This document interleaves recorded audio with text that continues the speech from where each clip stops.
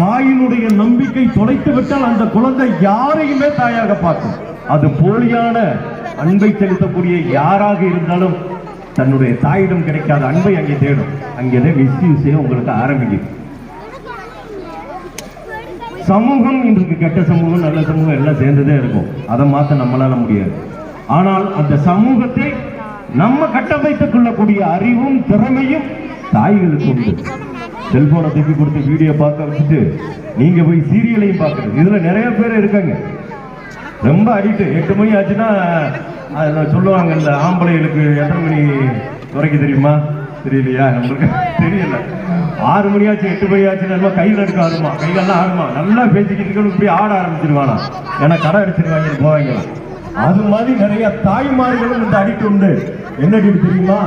ஐயோ இன்னைக்கு இந்த சீரியல் அவளை கூட்டிட்டு போனானா போகலையே, என்ன நடந்துச்சு, இதற்காண்டியே காற்றுல கொடுத்துக்கிட்டே இங்க போய் சீரியல் பார்க்கிறேன். அன்பு சகோதரிகளே சகோதரர்களே, நானும் 2 பெண்களை பெற்ற தகப்பன் என்ற முறையிலே சொல்லிக் கொள்கிறேன். சமூகத்தில் நம் குழந்தை சொத்து சேர்ப்பதெல்லாம் பெரிய விஷயம் இல்லை சார்.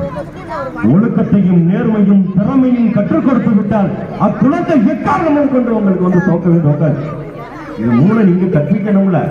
இதை விட்டுட்டு சீரியல்ல எனக்கு தெரிஞ்சு என்னுடைய மருமகன்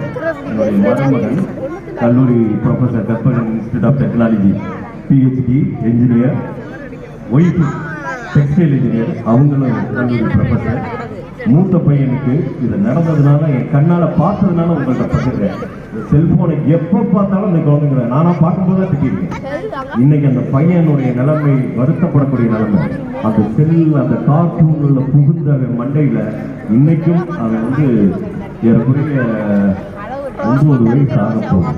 இன்னும் 1 வயசு குழந்தையாக அவன் பிஹேவ் இருக்கு. அவனா பேசுறான், அவனா சிரிச்சுக்கிறான், அவனா தனியா அப்படி பண்றான். முழுக்க முழுக்க அத்தனைக்கும் காரணம் அந்த தாயின் தகப்பன் தான். அந்த குழந்தை என்ன சார் பாவம். தயவு செய்து குழந்தைகள் உங்களிடம் ஷேர் செய்யக்கூடிய உரிமையை தயவு செஞ்சு வழங்குங்க. நீங்க உட்காந்து சில அம்மாக்கு இருக்குது உள்ள ஃபர்ஸ்ட் ரேங்க் எடுக்கணும்னு வச்சு வச்சு வச்சு வச்சு குத்தம்.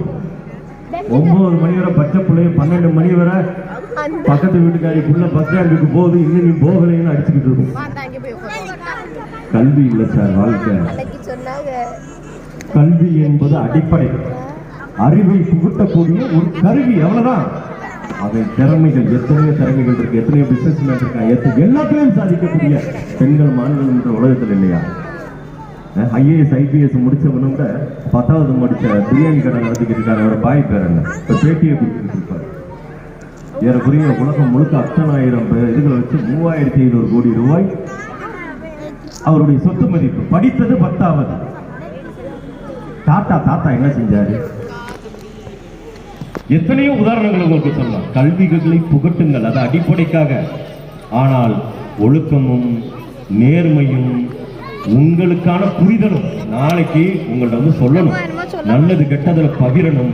அந்த ஃப்ரீடத்தை நீங்க கொடுத்துட்டீங்கன்னா உங்க புள்ள படிப்புல தன்னால மேல வரும். அதே மாதிரி எனது அன்பு ஆசிரியர்